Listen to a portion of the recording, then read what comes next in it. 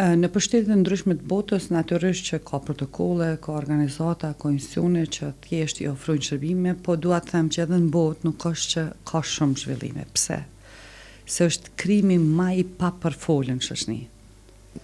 Globalisht, do thotë. Globalisht, po. Edhe fatkeqësisht edhe në vende më të avancuar, kjo plagë nuk është që e ka tretmanin e merituar.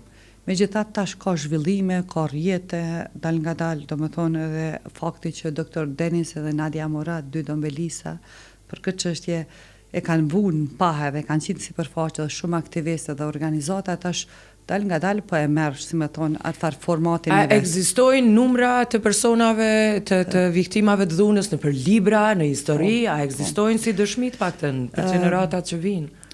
Ne si organizata kryesisht ju kemi bazu informacionin ndërkombëtare për faktin që gjatë luftës në Kosovë nuk është që ka pas mekanizëm për ta shënuar ose për ta arkivuar komplet krimet e luftës, jo vetëm këtë krim.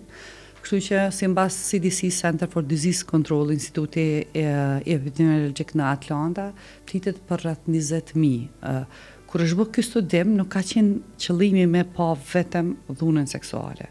Harvard Trauma Questionnaire e përcakton impaktin e luftës tek popullata është vendosur edhe në njëra nga pyetjet e këtij studimi ka qenë edhe me pa se a janë ataku direkt me dhunën.